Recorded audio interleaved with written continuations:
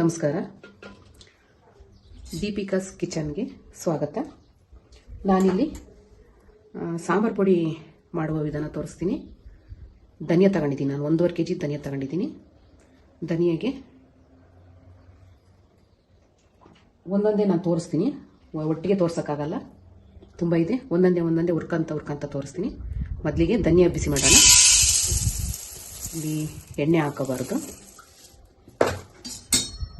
Dry roast ಮಾಡೋಣ. ಇದು ಸೀಸಬಾರ್ದು, ಸಿಮ್ಮಲ್ಲೂ ಇಟ್ಕೋಬಾರ್ದು, high ಉರಿಯಲ್ಲೂ ಇಟ್ಕೋಬಾರ್ದು, medium ಉರಿಯಲ್ಲೇ ಹುರ್ಕೋಬೇಕು. ಒಂದು ಸ್ವಲ್ಪ ಚಟಪಟ ಸೌಂಡ್ ಬಂದ ತಕ್ಷಣ ತೆಗಿಬೇಕು.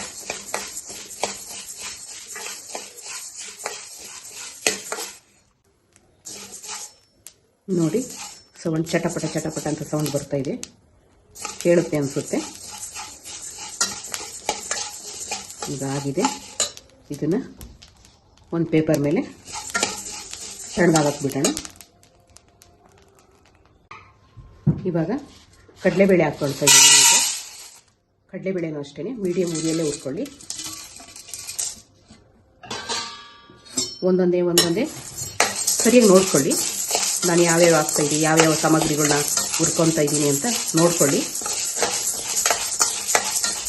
ಸೀಸಬಾರ್ದು, ಸೀಸಿರೆ ಸಾಂಬಾರು ಒಂಥರ ಸ್ಮೆಲ್ ಬರುತ್ತೆ, ಟೇಸ್ಟ್ ಎಲ್ಲ ಹೋಗ್ಬಿಡುತ್ತೆ. ಹಾಗಾಗಿ ನಿಧಾನಕ್ಕೆ, ಲೇಟಾದರೂ ಪರವಾಗಿಲ್ಲ, ನಿಧಾನಕ್ಕೆ ಹುರ್ಕೊಳ್ಳಿ. ಮೀಡಿಯಮ್ ಉರಿಯಲ್ಲೇ ಹುರ್ಕೊಳ್ಳಿ.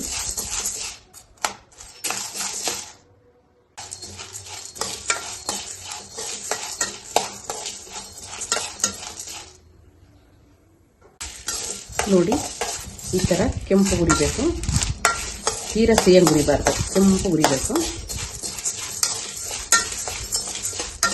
ಈಗ ನಾನು ಒಂದು ಪೇಪರ್ ಹಾಕಿದ್ದೀನಿ, ಆ ಪೇಪರ್ ಮೇಲೆ ತಣ್ಣಗಾಗಲಿ ಅಂತ ಹಾಕ್ತಾಯಿದ್ದೀನಿ.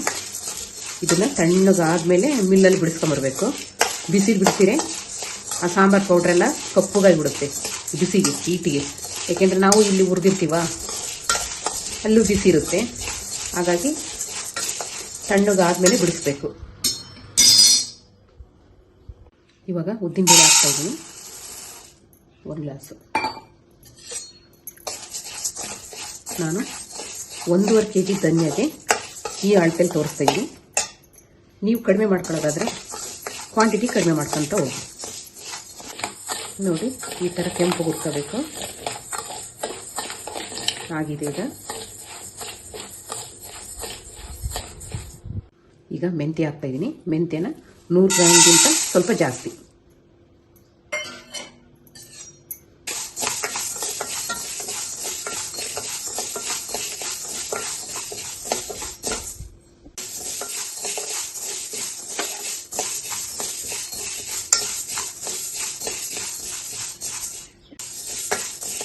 ಮೆಂತ್ಯ ಹುರಿಬೇಕಾದ್ರೆ ಘಮ ಚೆನ್ನಾಗಿರುತ್ತೆ.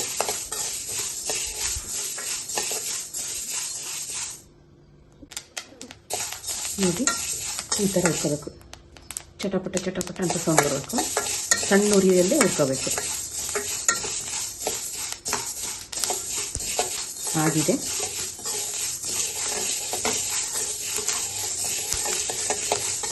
ತಣ್ಣಗಾಗೋದಕ್ಕೆ ಹಾಕೋಣ. ನೋಡಿ, ಜೀರಿಗೆ ಹಾಕ್ತಾಯಿದ್ದೀನಿ, ಅರ್ಧ kg ಜೀರಿಗೆ. 1.5 kgಗೆ ಧನಿಯಾಗೆ ಅರ್ಧ kg ಜೀರಿಗೆ ಹಾಕ್ತಾಯಿದ್ದೀನಿ. ಸ್ವಲ್ಪ ಹೆಚ್ಚು ಕಮ್ಮಿ ತಗೋಬೋದು, ಸ್ವಲ್ಪ ಕಡಿಮೆ ಹಾಕಿರೋ ಏನು ಪರವಾಗಿಲ್ಲ, ನಡೆಯುತ್ತೆ.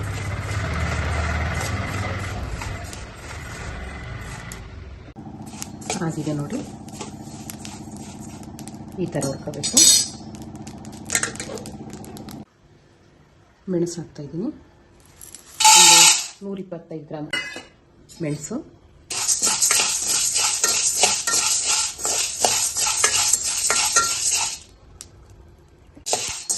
ನೋಡಿ, ಮೆಣಸಾಗಿದೆ, ಚಟಪಟ ಅಂತಿದೆ ನೋಡಿ,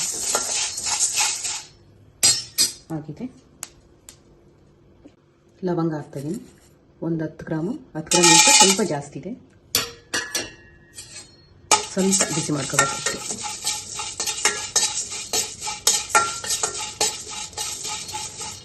ಸಾಕು. ಸಾಸಿವೆ ಹಾಕ್ತಾಯಿದ್ದೀನಿ, ಇದು ಅಷ್ಟೇ. ಒಂದು 125 ಗ್ರಾಮ್.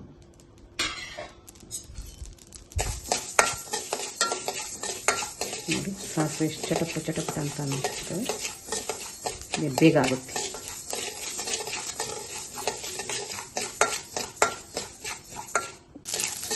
ನೋಡಿ ಆಯಿತು, ನೋಡಿ ಎಷ್ಟು ಚಟಪಟ ಅಂತಿದೆ ನೋಡಿ.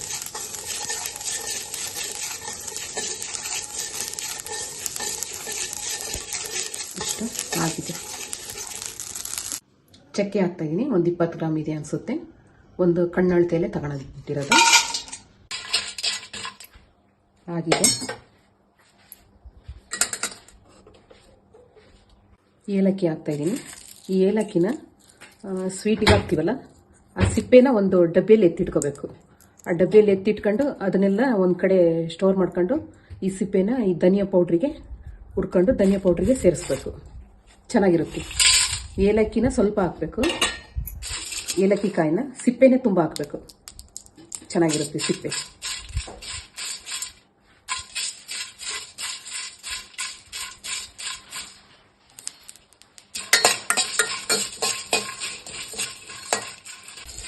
ನೋಡಿ ಈ ಥರ ಹುರ್ಕೋಬೇಕು.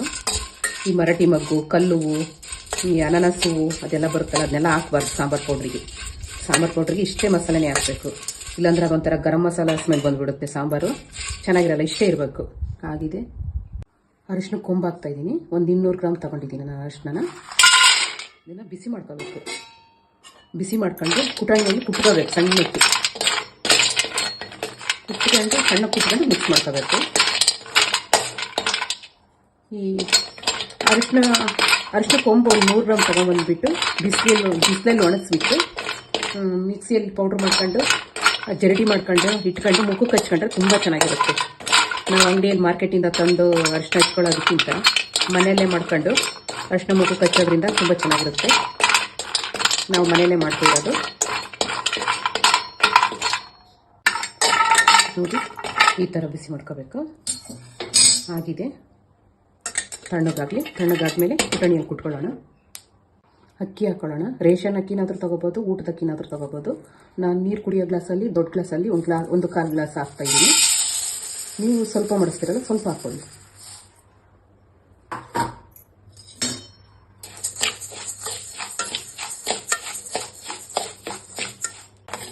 ಈ ಅಕ್ಕಿನ ಬೇರೆ ಸಪ್ರೇಟಲ್ಲಿ ಒಂದು ಕವರಲ್ಲಿ ತೊಗೊಂಡೋಗ್ಬೇಕು.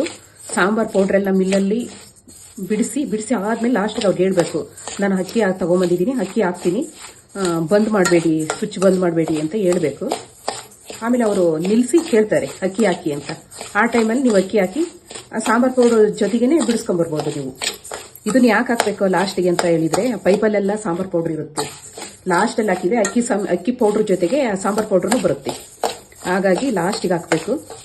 ಆಮೇಲೆ ಇನ್ನೊಂದು ವಿಷಯ, ಹೆಣ್ಮಕ್ಳು ಗಂಡು ಮಕ್ಳ ಜೊತೆಗೆ ಹೋಗಿ ನೀವು ಮಿಲ್ ಮಾಡಿಸೋದಕ್ಕೆ, ಸಾಂಬಾರು ಪೌಡ್ರ್ ಮಾಡಿಸೋದಕ್ಕೆ. ಯಾಕೆ ಅಂದರೆ ಗಂಡು ಮಕ್ಕಳಿಗೆ ಗೊತ್ತಾಗಲ್ಲ ಪಾಪ, ಸುಮ್ಮನೆ ಹಾಕಿಬಿಟ್ಟು ನಿಂತ್ಕೊಂಡ್ಬಿಡ್ತಾರೆ. ಇಷ್ಟೊಂದು ಕಷ್ಟಪಟ್ಟು ಹುಡ್ತಿರ್ತೀವಿ ಸಾಂಬಾರು ಪೌಡ್ರನ್ನ, ಅಷ್ಟೊಂದು ದುಡ್ಡು ಕೊಟ್ಟೆಲ್ಲ ಖರ್ಚು ಮಾಡಿ ತೊಗೊಂಬಂದಿರ್ತೀವಿ. ಅವರಿಗೆಲ್ಲ ಲಾಸ್ಟಿಗೆಲ್ಲ ಪೈಪಲ್ಲೆಲ್ಲ ಎಷ್ಟೊಂದು ಇರುತ್ತೆ ಪೌಡ್ರು, ಅದನ್ನೆಲ್ಲ ಕೊಡ್ಕೊಂಡು ಹಾಕೊಂಡು ಬರಲ್ಲ. ಹಾಗಾಗಿ ಹೆಣ್ಮಕ್ಳೇ ಹೋಗಿ ಜೊತೆಗೆ, ನೀವು 1-2 ಹೆಜ್ಜೆ ಹೋಗಿ ಸಾಂಬಾರು ಪೌಡ್ರನ್ನೆಲ್ಲ ನೀಟಾಗಿ ಮಾಡಿಸ್ಕೊಂಡು ಬನ್ನಿ. ಬಂದಾದಮೇಲೆ ಅದನ್ನು ಸಾಂಬಾರು ಪೌಡ್ರನ್ನ ಒಂದು ದೊಡ್ಡ ಅಗಲವಾದ ಪಾತ್ರೆಗೆ ಹಾಕಿಬಿಟ್ಟು ತಣ್ಣಗಾದ್ಮೇಲೆ ಅದಕ್ಕೊಂದು ಸ್ವಲ್ಪ ಉಪ್ಪು ಮಿಕ್ಸ್ ಮಾಡಿ ಒಂದು ಬಾಕ್ಸಲ್ಲಿ ಹಾಕಿಡಿ. 1 ವರ್ಷದವರೆಗೂ ಏನೂ ಆಗಲ್ಲ.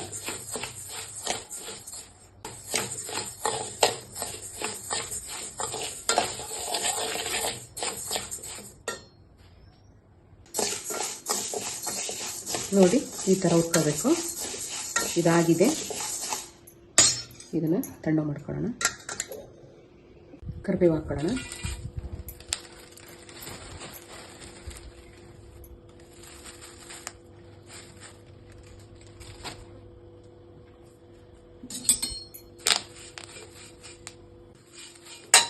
ಸಣ್ಣ ಉರಿ ಮೇಲೆ ಹುರ್ಕೋಬೇಕು ಕರಿಬೇವು. ಈ ಕೈಯಲ್ಲಿ ಮುಟ್ಟಿದರೆ ಪುಡಿ ಆಗಬೇಕು, ಆ ಥರ ಹುರ್ಕೋಬೇಕು. ಚೆನ್ನಾಗಿ ಹುರಿದಾದ್ಮೇಲೆ ಒಂದು ಸ್ವಲ್ಪ ಬಾಣಲಿಯಲ್ಲಿ ಬಿಸಿಗೆ ಹಂಗೆ ಬಿಟ್ಬಿಟ್ರೆ ಅದು ರೋಸ್ಟ್ ಆಗುತ್ತೆ ಕರಿಬೇವು. ಈ ಸಾಂಬಾರು ಪೌಡ್ರನ್ನ ನಾನು ಪಲ್ಯ, ತಿಳಿ ಸಾಂಬಾರು, ಹೋಳಿಗೆ ಸಾಂಬಾರು ಎಲ್ಲದಕ್ಕೂ ಇದೊಂದೇ ಪೌಡ್ರನ್ನೇ ನಾನು ಬಳಸೋದು. ಸಾಗು, ಪೂರಿ ಸಾಗು ಮಾಡ್ತೀವಲ್ಲ ಆ ಟೈಮಲ್ಲಿ ಈ ಸಾಗಿಗೂ ಇದನ್ನೇ ಹಾಕೋದು ಪೌಡ್ರನ್ನ. ಪಲ್ಯಗಳಿಗೆ ಪ್ರತಿಯೊಂದು ಅಡುಗೆಗೆ ನಾನು ಇದೇ ಸಾಂಬಾರು ಪೌಡ್ರನ್ನೇ ಬಳಸೋದು. ಚೆನ್ನಾಗಿರುತ್ತೆ, ನೀವು ನಿಮ್ಮ ಮನೇಲಿ ಮಾಡ್ಕೊಳ್ಳಿ. ನಿಮಗೇನಾದರೂ ಪುಳಿಯೋಗರೆ ಪೌಡ್ರ್ ಬೇಕು ಅಂತ ಕೇಳಿದರೆ ನಾನು ಅದನ್ನು ತೋರಿಸ್ತೀನಿ.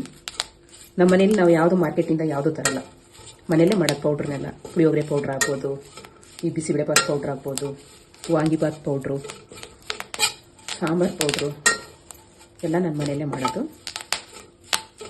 ನಿಮಗೇನಾದರೂ ಬೇಕು ಅಂದರೆ ಕೇಳಿ, ಕಾಮೆಂಟ್ ಸೆಕ್ಷನಲ್ಲಿ ಕೇಳಿ, ನಾನು ತೋರಿಸ್ಕೊಡ್ತೀನಿ. ಗರಂ ಮಸಾಲ ಪೌಡ್ರ್ ಸಮೇತ ಮನೆಯಲ್ಲೇ ಮಾಡೋದು, ಹೊರಗಡೆಯಿಂದ ತರಲ್ಲ. ಕಡಿಮೆ, ಏನೋ ಖಾಲಿ ಆಗಿತ್ತು ಮನೇಲಿ ಇಲ್ಲ ಅನ್ನೋ ಸಂದರ್ಭದಲ್ಲಿ ಮಾತ್ರ ಹೊರಗಡೆ ತರ್ತೀವಿ, ಇಲ್ಲಾಂದರೆ ಮನೆಯಲ್ಲೇ ಮಾಡೋದು.